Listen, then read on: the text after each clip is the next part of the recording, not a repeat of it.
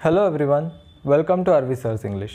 So student, today we will be learning class 9th second lesson, a synopsis, The Swiss Family Robinson. तर students आज आपण class 9th मधील second lesson a synopsis the Swiss family Robinson बघणार आहोत. चला तर मग लेसनला सुरुवात करूया. ॲक्च्युली ही एक खूप फेमस नॉवेल आहे आणि ज्याची एक सायनॉप्सिस म्हणजे एक brief summary. What is the meaning of synopsis? A brief summary. तर या कंप्लीट बुकची म्हणजे द स्विस फॅमिली रॉबिन्सन या कंप्लीट बुकची एक थोडीशी समरी आपल्याला लेसनमध्ये दिलेली आहे. चला तर मग बघूया. A synopsis the Swiss family Robinson. The Swiss family Robinson means Robinson family from Switzerland, म्हणजे स्वित्झर्लंडमध्ये राहणारी रॉबिन्सन फॅमिली. ओके, तर लेसनला सुरुवात करूया. The Swiss family Robinson is a well non adventure novel that people of many countries have enjoyed for more than 200 years. So, The Swiss Family Robinson is a well-known adventurous novel. तर ही एक वेल non म्हणजे famous adventurous novel आहे. Adventure means साहस कथा. तर एक साहस कथेवर आधारित अशी एक नॉवेल, अशी एक बुक आहे the Swiss family Robinson that people of many countries have enjoyed for more than 200 years. आणि जगातील बऱ्याच देशांमध्ये जवळपास 200 वर्षापासून मोर दॅन 200 years लोक ही बुक एन्जॉय करत आहेत, आवडीनं वाचत आहेत. It has also been made into graphic novels and films. आणि या बुकचं रूपांतर हे ग्राफिक नॉवेल्स आणि फिल्म्समध्ये सुद्धा करण्यात आलेलं आहे. त्यावरून आपल्या लक्षात येऊ शकते की ही बुक किती फेमस आहे. The novel written by the Swiss clergyman John David Wyss is not just an adventure. So this novel, The Swiss Family Robinson, is written by Swiss clergyman. Clergyman means priest किंवा पुजारी. चर्चमधील जो priest असतो तो. ते एक Swiss clergyman John David Wyss यांनी लिहिलेली ही एक नॉवेल आहे. Is not just an adventure. पण या नॉवेलमध्ये फक्त ॲडव्हेंचर नाही. जरी ॲडव्हेंचरस नॉवेल असली तरी फक्त ॲडव्हेंचर या नॉवेलमध्ये नाही. It aims at teaching young people value like self-reliance, determination, love for your family, cooperation and prudent use of resources. So ही जी बुक आहे आपली द स्विस फॅमिली रॉबिन्सन, ही बुक आपल्याला फक्त आपलं मनोरंजन करत नाही, एंटरटेन करत नाही किंवा ही फक्त ॲडव्हेंचरस नॉवेल नाही आहे. तर यामध्ये अजूनही बरंच काही आहे. जसं की it aims teaching young people. बुकचा एम काय आहे तर टीचिंग यंग पीपल मीन्स तरुण. जर जे तरुण लोक आहेत त्यांना शिकवण्याचा उद्देश या बुकचा आहे. त्यांना व्हॅल्यूज जसे की संस्कार घडवण्याचा उद्देश आहे, ज्यामध्ये सेल्फ रिलायन्स म्हणजे आत्मनिर्भर कसं बनायचं, डिटर्मिनेशन म्हणजे निर्धार, लव फॉर युअर फॅमिली म्हणजे फॅमिलीसाठी आपल्या कुटुंबासाठी प्रेम, कॉपरेशन मीन्स एकमेकांची मदत करणे, सहकार्य करणे, and prudent use of resource. Prudent means wise. आणि रिसोर्सेस म्हणजे आपल्याजवळ जे काही आहे त्याचा अत्यंत योग्य प्रकारे खुबीने वापर करणे. तर ह्या सर्व गोष्टीसुद्धा ही बुक आपल्याला शिकवते. It also has good lessons relevant in natural science, good husbandry and even mathematics. त्याशिवाय ही बुक जी आहे आपली ती आपल्याला बरेच लेसन्स देते. रिलेव्हंट इन नॅचरल सायन्सशी related, good husbandry means farming related, and even mathematics. आणि मॅथमॅटिक्सचे सुद्धा लेसन्स या बुकमधून आपल्याला काही शिकायला मिळतात. सो ओव्हरऑल बरंच काही शिकवून जाणारी अशी ही बुक आहे. Some elements of the novel do stretch reality to a certain extent, but we must consider that it is a work of fiction, not a fact file.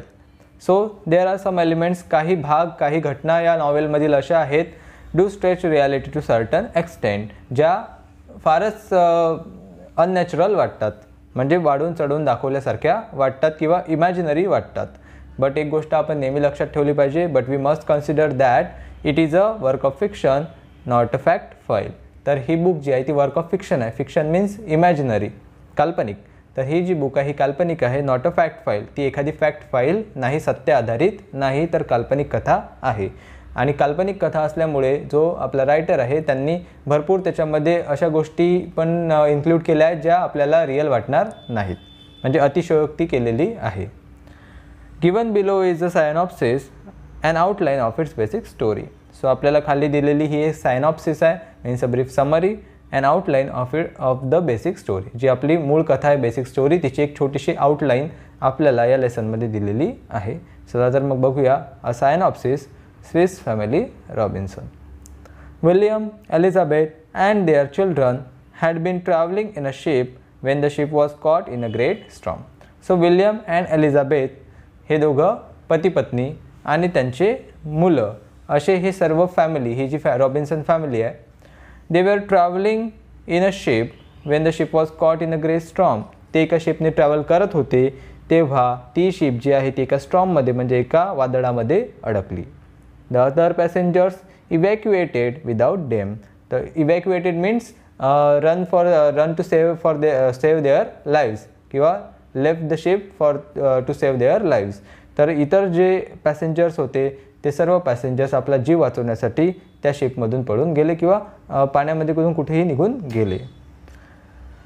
William and his family including the young children Fritz, Ernest, Jack and Franz were left to survive alone. आणि आता फक्त शिपवर William आणि त्याची family, ज्यामध्ये त्याचे मुलं होते, ज्यांचं नाव होतं Fritz, Ernest, Jack and Franz, हेच लोक फक्त एकटे त्या बोटवर, त्या शिपवर अडकून पडले होते. बाकी सर्व लोक निघून गेलेले होते. They weathered the great storm waiting in the ship's hold. कसं तरी शिप्स होल्ड मीन्स शिपमधील अशी जागा जिथं सामान ठेवतात. तर सामान ठेवण्याच्या जागेमध्ये ते कसे तरी लपून बसले आणि समहाऊ कसं तरी ते त्या स्ट्रॉममधून वाचले, त्या वादळामधून वाचले. The ship survived the night and the family found themselves within sight of a tropical desert island the next morning. So somehow the ship survived. कशी तरी शिप वाचली, त्या तुफानामध्ये सुद्धा ती शिप वाचली आणि ती जी रॉबिन्सन फॅमिली होती, they found themselves within a sight of a tropical desert island. त्यांना एक ट्रॉपिकल डेझर्ट आयलँड दिसलं.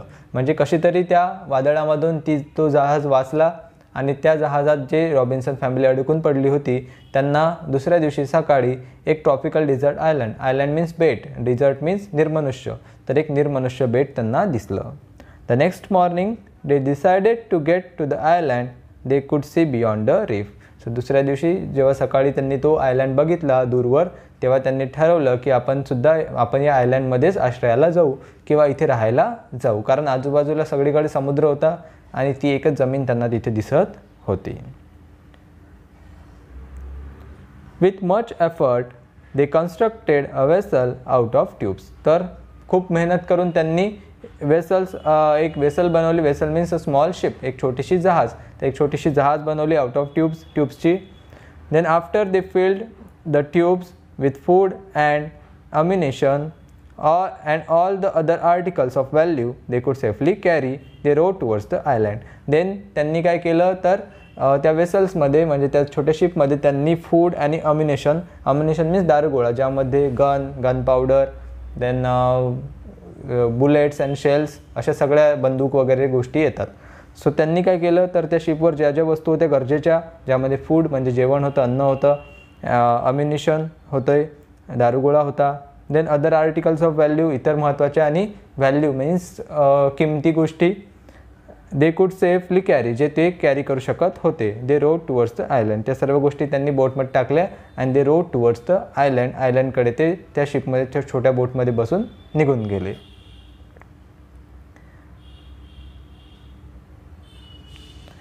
ओके.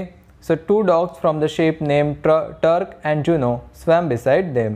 त्यांच्या आजूबाजूला 2 डॉग्स होते ज्यांचं नाव होतं टर्क अँड जुनो. ते सुद्धा त्यांच्यासोबत पोहत आयलँडकडे गेले.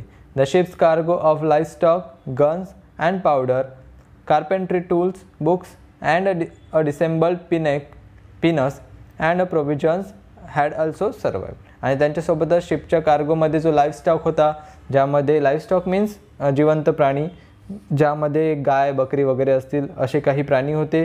गन आणि गन पावडर होती. कार्पेंट्री टूल्स म्हणजे सुतारकामाचे अवजारं होते. बुक्स होत्या. डिसेंबल पिनस म्हणजे एक डिसेंबल केलेली पिनस मीन्स अ स्मॉल बोट, एक छोटीशी बोट जी डिसेंबल केलेली होती. And provisions had also survived. आणि काही प्रोव्हिजन्स, असं या सर्व गोष्टीसुद्धा वाचलेल्या होत्या. त्या सर्व गोष्टी ह्या रॉबिन्सन फॅमिलीने आपल्यासोबत आयलँडकडे नेल्या, म्हणजे बेटावर नेल्या. Over the next few days William, that means father of the family, attached the floatable old cakes to one another and built a bow that curved around them. So काही दिवस, over the next few days, काही दिवसापर्यंत जो William होता म्हणजे head of the family, त्याने काय केलं तर फ्लोटेबल ओल्ड केक्स जे होते त्यांना अटॅच केलं आणि एक बो बनवली that curved around them. The family had launch successfully landed successfully on the island. अशा प्रकारची फॅमिली होती, ते successfully landed on the island. आयलँडवर ते सक्सेसफुली पोहोचले. They set up a tent and softened the floor with armloads of grass they cut and spread to serve as their beds. So जेव्हा ते त्या आयलँडवर पोहोचले तेव्हा त्यांना तिथे राहायची वगैरे सोय करायची होती. सो त्यांनी एक टेंट उभं केलं. त्याच्यानंतर टेंटमध्ये झोपायसाठी गाद्या बनवायच्या होत्या. सो आर्मलोड्स ऑफ ग्रास म्हणजे त्यांनी काही ग्रास कट केली, म्हणजे गवत कट केलं आणि ते गवत खाली टाकून त्याच्यापासून बेडसुद्धा बनवले. They came to grove of trees. One tree grew what looked like a gourd on its trunk.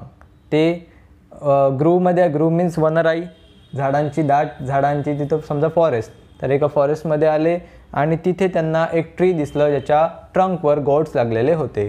God's means लौकी किंवा भोपळा. तर भोपळ्यासारखे फ्रूट्स त्या झाडाच्या ट्रंकला म्हणजे त्या झाडाच्या खोडाला लागलेले होते. The father told फ्रिट्स the gourd would make excellent balls and spoons and they cut them into various utensils. आणि फादर जे होते त्यांनी फ्रीजला म्हणजे त्यांच्या मोठ्या मुलाला सांगितलं की ते जे गोड्स आहेत जे त्या झाडाला लागलेले आहेत त्यांच्यापासून एक्सलंट बॉल्स अँड स्पून्स म्हणजे वाट्या आणि चमचे बनवता येतील. And they cut them into various utensils. अशा प्रकारे त्या फळापासून त्यांनी विविध युटेन्सिल्स म्हणजे भांडेकुंडे बनवले.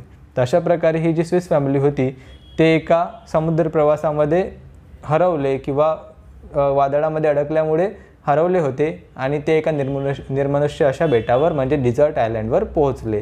आणि तिथे मग त्यांनी तिथे राहायसाठी एका टेंट उभारला, झोपायसाठी गाद्या बनवल्या, म्हणजे तिथं जे जे रिसोर्सेस अवेलेबल होते त्यांच्यापासून ते एक एक गोष्ट बनवत केले.